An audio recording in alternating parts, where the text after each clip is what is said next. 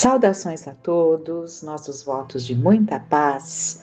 Sejam todos muito bem-vindos a mais uma sexta-feira em que estamos estudando o livro Memórias de um Suicida.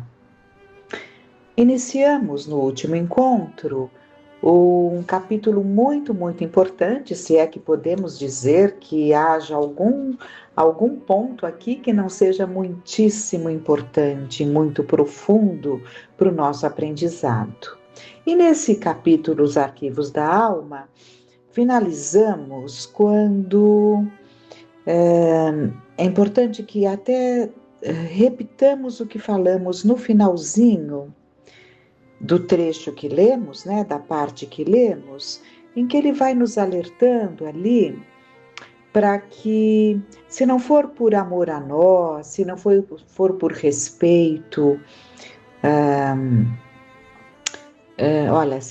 vamos pegar aqui a grave responsabilidade, né, que assumirão quando não por amor ou compaixão de si mesmas, ao menos em consideração e respeito a nós outros.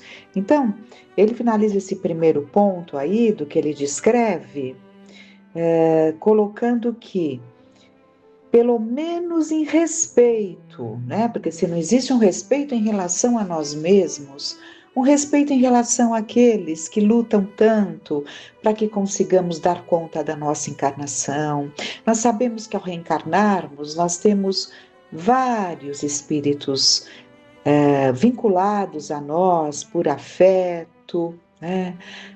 E isso faz com que eles acompanhem a nossa encarnação, vibrem pela nossa encarnação, intercedam por nós quantas vezes, quando possível, e com essa quebra, né, de lei pelo suicídio, que nos lembremos deles, nos lembremos desses tantos que se dedicam a acolher, que se dedicam a orientar, né, o quanto eles não fazem para que cada um de nós consiga cumprir com aquilo que combinamos da melhor forma e até o tempo que foi idealizado, né?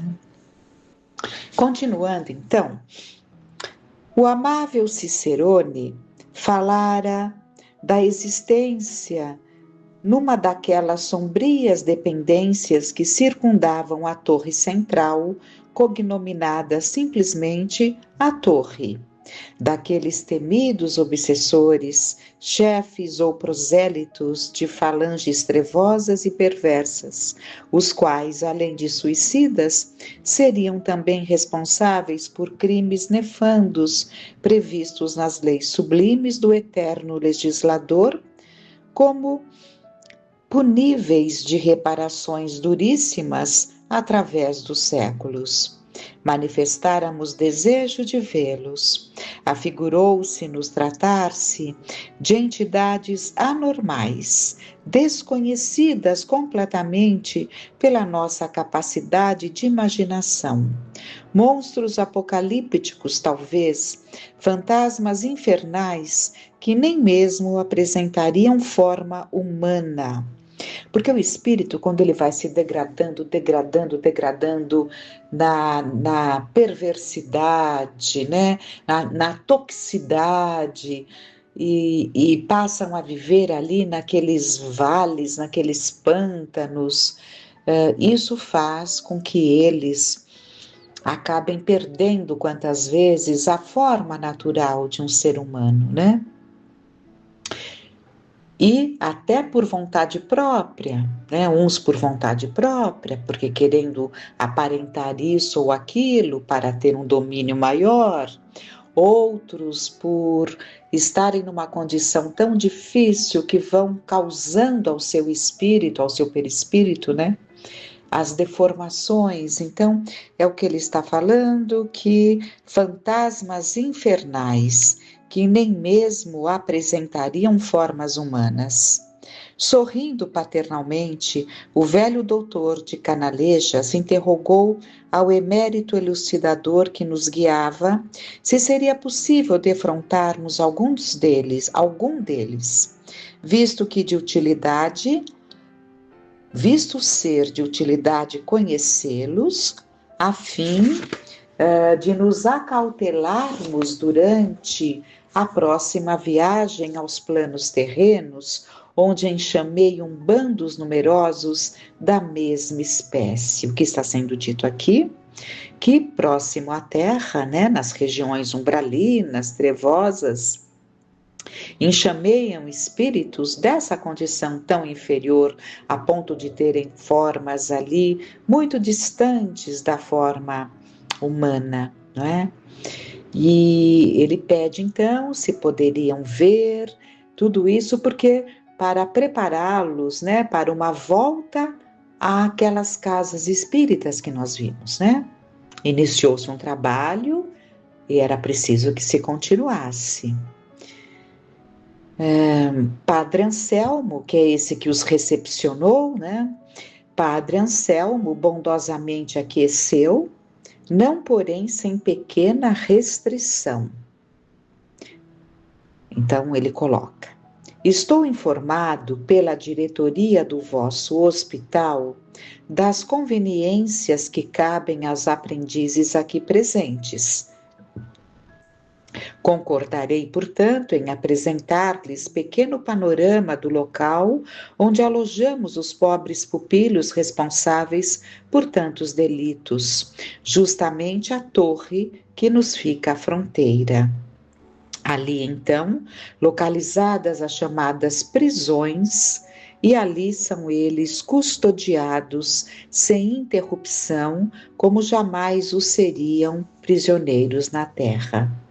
Devo inteirar-vos de que tais obsessores se encontram já em vias de regeneração. Sacodem-lhes o pesado torpor em que têm mantido as consciências os embates aflitivos dos primeiros remorsos. Acovardam-se com o fantasma do futuro. Então já começou a brotar neles, né, os primeiros remorsos. Bem percebem que os espera na angustiosa plaga das expiações. Eles percebem o que os espera, sob o ardor das variadas reparações que terão de testemunhar mais tarde ou mais cedo. Amedrontados ante o vulto infamante das próprias culpas, supõem que enquanto resistirem aos convites que diariamente recebem para a regeneração, estarão isentados daquelas obrigações. Daqui, porém, não lograrão sair reavendo a liberdade, sem que o arrependimento marque roteiro novo para suas consciências denegridas pela blasfêmia do pecado, ainda que permaneçam enclausurados durante séculos, o que não é muito provável venha a dar-se. Então, não é muito provável porque o arrependimento vai chegando, né? Então, eles não ficarão muito tempo, né? Séculos. Despertarão antes, é o que ele diz, o que não é muito provável venha a dar-se, né? Ó, meus caros amigos, vós que iniciais os primeiros passos nas sendas redentoras dessa ciência divina que redime e eleva o caráter da criatura, seja homem ou espírito, ó vós, cuja visita ao meu posto humilde de trabalhador da seara do Senhor tanto me honra e desvanece, colaborai comigo e meus auxiliares dessa espinhosa seção do Departamento de Vigilância. Ele está colocando aqui o quanto eles precisam de vibrações, tal a dificuldade desse trabalho. Na vigilância, colaborai com a direção desse instituto, sobre cuja responsabilidade pesam tantos destinos de criaturas que devem marchar para Deus. Cooperai com a legião dos servos de Maria e com a causa da redenção esposada pelo Mestre Divino. orando fervorosamente por estas ovelhas. Então vejam, ele afirma: cooperai com a legião dos servos de Maria e com a causa da redenção esposada pelo Mestre Divino, que nenhuma ovelha se perderia, não é? Orando fervorosamente por essas ovelhas transviadas que resistem ao doce chamamento do seu meigo pastor. Seja o primeiro ato com que iniciareis a caminhada extensa das reparações que deveis praticar. O gesto da sublime caridade, que irá reacender seus imortais aromas de beneficências no seio amoroso do Cristo de Deus.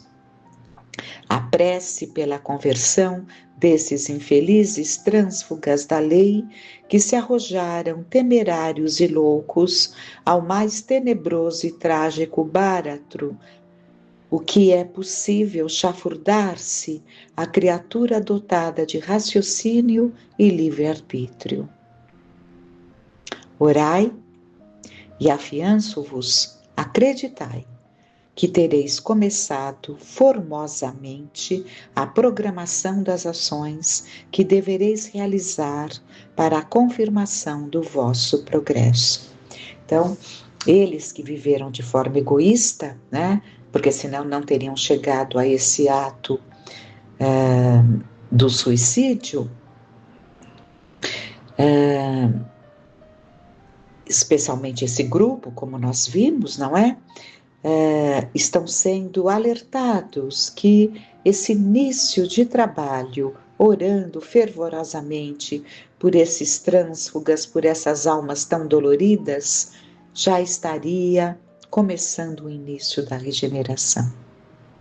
Porém, são eles aqui, continuou, depois de uma pausa que não ousamos profanar com nenhuma indiscrição. Então, pois são eles aqui, assistidos por dedicados zeladores, levado em conta a ignorância fatal de que deram mostras, escolhendo a prática do mal, único atenuante com que podem contar, a fim de merecerem proteção e amparo, a misericórdia exposta na lei que nos rege, ordena, lhe forneçamos ensino e esclarecimentos, meios seguros de se reabilitarem para o reingresso nas vias normais da evolução e do progresso, elementos com que combatam eles mesmos as trevas de que se rodearam. Para isso, retende-os, causando-lhes a liberdade de que muitos, muito e muito abusaram. Damos-lhes conselheiros e elucidadores, vultos traquejados no segredo das catequeses de selvagens e nativos nas regiões bárbaras da terra, tais como da África, da Indochina, das Américas, da Patagônia distante e desolada. Então, espíritos preparados, traquejados nesse trabalho de catequese, né? Com esses espíritos mais primários, digamos assim, mais endurecidos, mais primitivos, né? Vinde e assistireis através de nossos aparelhos de visão à distância ao que se passa na terra fronteira. Encaminhou-se a um vasto salão que se diria gabinete de fiscalização geral do diretor. Mobiliário sóbrio, utensílios de estudo e farto aparelhamento de transmissão da palavra e da visão, permitindo rápido entendimento com toda a colônia. Era tudo que compunha o solitário compartimento. Fez-nos sentar e, ao passo que se conservava de pé, qual mestre que era no momento, prosseguiu na sua atraente elucidação. Eis que consistem as prisões neste recanto sombrio do Instituto Maria de Nazaré. Aproximou-se dos aparelhamentos televisionadores, acionou-os destramente e encontramo-nos miraculosamente em extensa galeria cujas arcadas, lembrando antigos claustros, exprimiam o estilo português clássico que tanto nos falava a alma. Então são mecanismos que eles estão vendo através de um aparelho, mas estão se sentindo lá, né? Tal a capacidade desse aparelho que traz o local, né, a ser visto para muito próximo, para muito real. Não sei se as ondas fluido-magnéticas que se imprimiam como veículo desses aparelhos, teriam o poder de se infiltrarem pelas fibras do nosso físico astral. Físico astral é o corpo espiritual.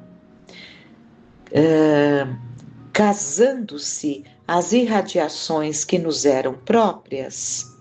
Não sei se, irradiando suas propriedades ignotas, quer dizer, desconhecidas pelo ambiente, nos predispunham a mente para o alto fenômeno da sugestão lúcida, ou se seria esta o fruto poderoso da força mental dos mestres do magnetismo psíquico, que invariavelmente nos acompanhavam quando nos levavam a examinar as transmissões. O certo era que naquele momento tínhamos a impressão de que caminhávamos realmente por aquela galeria toda envolvida em pesada penumbra, o que transmitia penosas impressões de angústia e temor aos nossos inexperientes espíritos. Então, é o que estávamos falando, né? Ele não sabe explicar qual a razão, né? Se era o poder dos aparelhos, se era o magnetismo desses mestres, né? Desses orientadores. O fato é que eles se sentiam lá.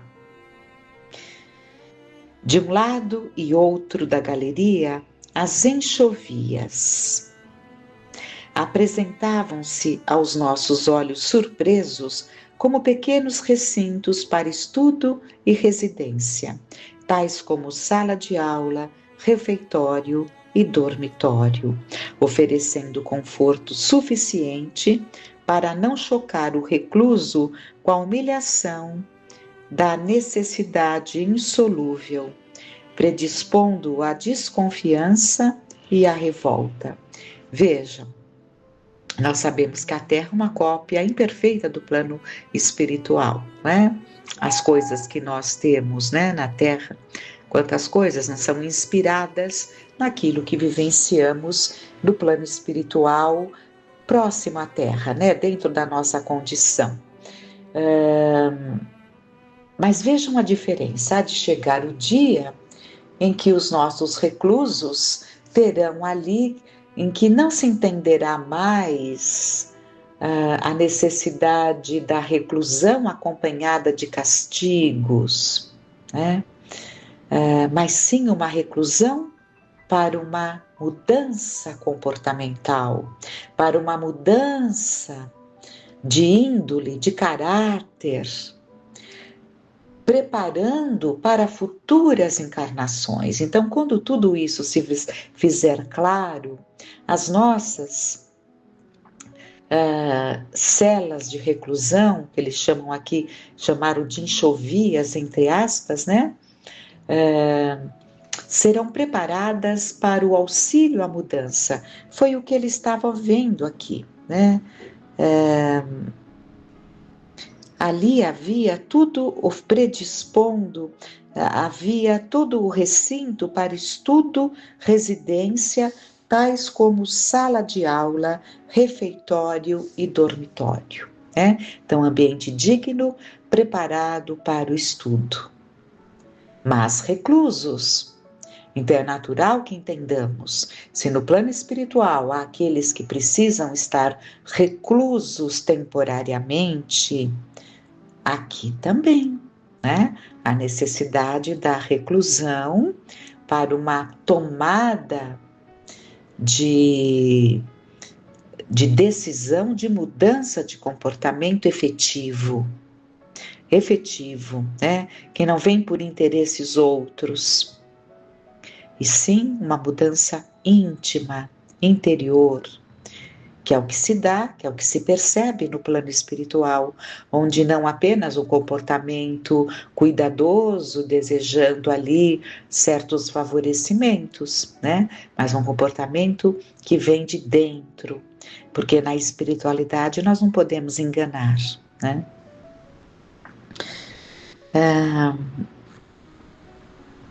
Aqui, dir-se-iam pequenos apartamentos de internato modelar, sem o qual o aluno recebesse hospedagem individual, pois esses aposentos eram para habitação de apenas um prisioneiro. Então vejam, um prisioneiro, porque como alguém reflete, como alguém tem tempo para meditar e ponderar a sua vida, aglomerados uns sobre os outros, não digo sobre os outros, mas de uma forma ali, sem um espaço um pouco mais confortável para isso, Nós sabemos que há muita necessidade dessa reclusão íntima. E como? Nos presídios que temos. Não me pude conter e atrevi-me a externar impressões dirigindo-me a Padre Anselmo, pois que vejo aqui um educandário, não uma prisão. Então vejam a visão do homem ainda preso a tudo isso que nós somos, presos àquela ideia do que é uma prisão. Prisão é isso mesmo, Prisão é uns sobre os outros, é banho frio. Essa é a nossa ideia de prisão, É o castigo pelo que foi feito. Como se já não bastasse um isolamento. Não é? Então, não me pude conter, repetindo, e atrevi-me a externar impressões, dirigindo-me a Padre Anselmo, pois que vejo aqui um educandário, não uma prisão, rodeados de amplas janelas e belos e sugestivos balcões, por onde penetram ventos sadios, desguarnecidos de grades e de sentinelas. Esses aposentos convidam antes ao recolhimento, à meditação e ao estudo proveitoso, dado o silêncio inquebrantável de que se rodeiam. Bem vejo a influência generosa de eméritos missionários educadores, afeitos à direção de instituições escolares, não carcereiros, a se imporem pela violência. Então Camilo admirou-se muito, porque a ideia que ele tinha de prisão é a que temos, que é a realidade nossa aqui na Terra. Sim, redarguiu, sorrindo, o nobre governador da torre. Cumprimos os dispositivos das leis de amor e fraternidade sob as normas essencialmente educadoras do Mestre Magnífico. Realmente, não nos cumpre castigar quem quer que seja, por mais criminoso que se afigure, porquanto nem ele o fez, nem ele, Jesus, Nem Jesus o fez. Nosso dever é instruir e reeducar. levantando o ânimo decaído, o caráter vacilante, através de elucidações sadias para a regeneração pela prática do bem. Pois que a punição, o castigo, o próprio delinquente os traz dentro de si. Com o inferno em que se converteu, sua consciência ininterruptamente conflagrada por 1000 diferentes aflições, o que dispensa atormentá-lo com mais castigos e represálias. Ele próprio é que se julgará em si mesmo, aplicará as punições que merecer. Quereis um exemplo vivo dos mais sugestivos? Prestai atenção. Aproximou-se de um daqueles temíveis obsessores. Aliás, aproximou-se de um daqueles aparelhos que ornavam a sala, acionou atentamente um novo botão luminoso e, enquanto se reproduzia no espelho magnético um vulto masculino, em tudo semelhante a nós outros, no vigor dos 40 anos, ia gentilmente elucidando sempre. Eis um dos temíveis obsessores, chefe de pequena falange de entidades endurecidas e maldosas, portador de múltiplos vícios e degradações morais, criminoso e suicida, que arrastou ao seu abismo de vileza e misérias quantos incautos, desencarnados e encarnados, pôde seduzir e convencer a segui-lo, e cujos crimes avultam com tal gravidade nos códigos das leis divinas, que não nos admiraríamos ver chegar de uma para outra hora ordens do alto para o seu encaminhamento aos canais competentes para uma reencarnação expiatória fora do globo terrestre. Então, ele está dizendo que não se admiraria se viesse uma ordem já estipulando que nem mais na Terra ele voltaria, né? Que a reencarnação dele já seria fora do globo terrestre, em planeta ainda inferior à Terra, ou para um estágio espiritual em suas circunvizinhanças astrais, em os quais, num período relativamente curto, poderia expiar débito que na Terra requereriam séculos. Então, no ambiente tão inferior, que em algum tempo expiaria o que na Terra precisaria de muito tempo. Então vejamos o grau das dores em mundos inferiores à Terra. Se nós achamos que aqui já é tão difícil, pensemos nesses mundos em condições inferiores à Terra, né?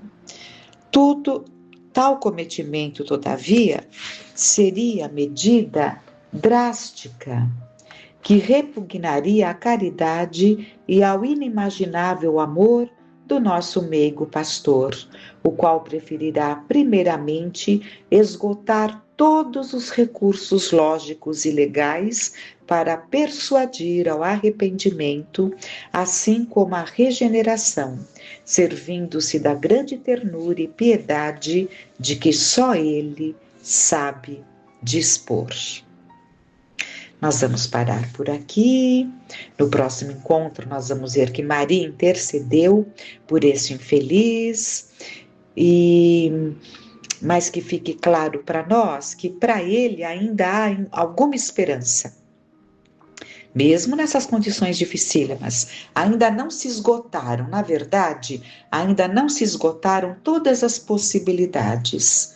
Mas quantos e quantos não são encaminhados dessas regiões trevosas já vão para mundos fora da Terra, né? Mundos bem mais inferiores, continuar ali a sua caminhada. E um dia, mais preparados, poderão retornar à Terra.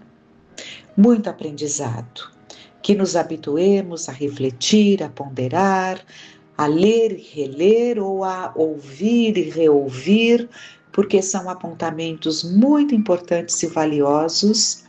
E nós precisamos, nessa escalada evolutiva, nós precisamos deste conhecimento. O conhecimento nos ajuda a fazermos melhores escolhas. Que fiquemos em paz, na confiança do auxílio, do amparo.